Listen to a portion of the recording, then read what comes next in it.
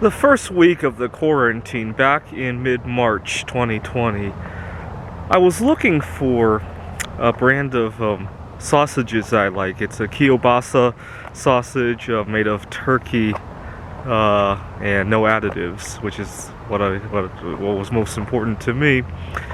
And I never thought of going to a different grocery store because I walk a lot. I mean, you guys see me walking all the time. And so I just have a few favorite grocery stores, and but they were out.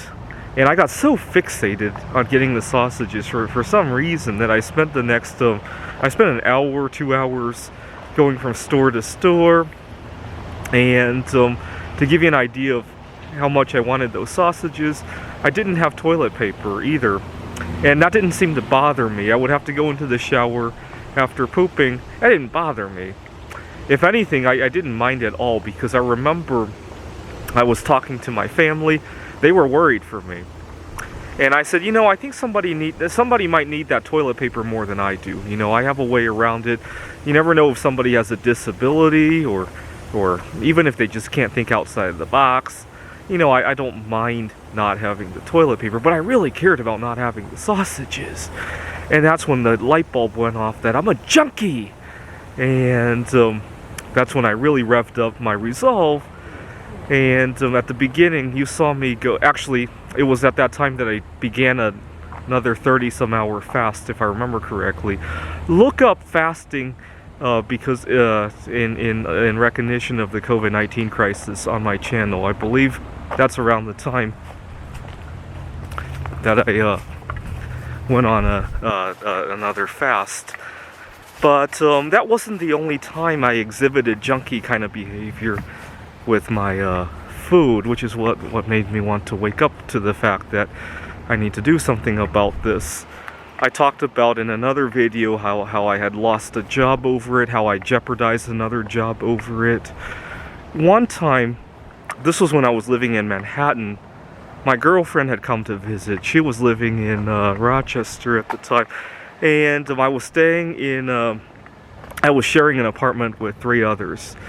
And at 2 in the morning, I got up to go out to look for seaweed, if you could believe it.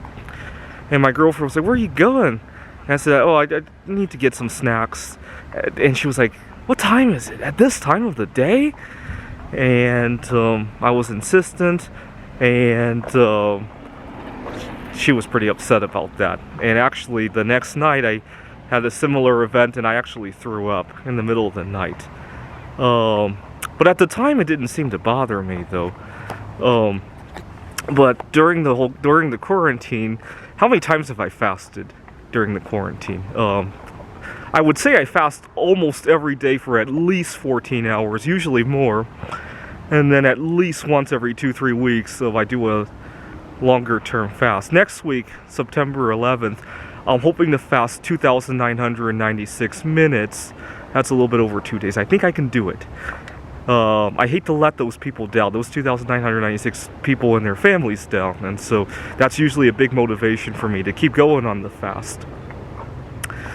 But one of the big things that I realized when I first began fasting is how much stuff I can get done. Hoping to have written the number one. I've been writing a AI backgammon program. I'm really hopeful it's the #1 program in the world. We'll have to see. The competition's in October. But what I really benefited,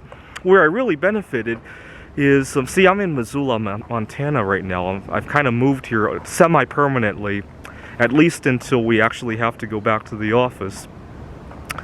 And when I drove from Seattle to Helena, where I moved to first, I spent 2 days on the road, right? Because I also went to Silverwood Theme Park in Idaho.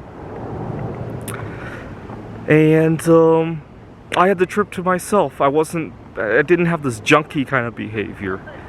And it was very liberating. My car wasn't a mess. I didn't have to worry about where to stop.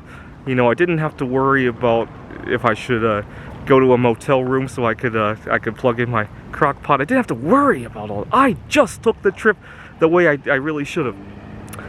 But what else? Freedom.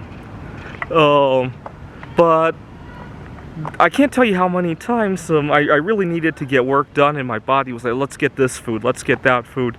And it's like I couldn't function on it. And then I would be overdosed on the food and have a mess on my hands. My desk would be a mess, my kitchen would be a mess, my car would be a mess. And I didn't seem to have a care in the world. I just wanted to get to the next food I was craving. And then I look at some people. Let's see if we have somebody around that's smoking or something that I could. And then I look at how they handle smoking, and they're covered in ashes. They smell terrible, and they're at a meeting at work, and all they can think about is when can I get out to get a cigarette. They're on a flight, and they're counting down the hours of the flight. Oh, I need a cigarette. They get out of the airplane and they rush out to go get their cigarettes, and they lose their camera or their laptop. Or what else have I seen? And then they spend all this money on cigarettes. They can't afford medicine. Their child is sick with COVID or whatever. They're worried about how to pay hospital bills, and still they need their cigarettes. And when I see that with the cigarettes or the alcohol or the drugs, it reminds me of how I used to handle my food. I would do all of that with food.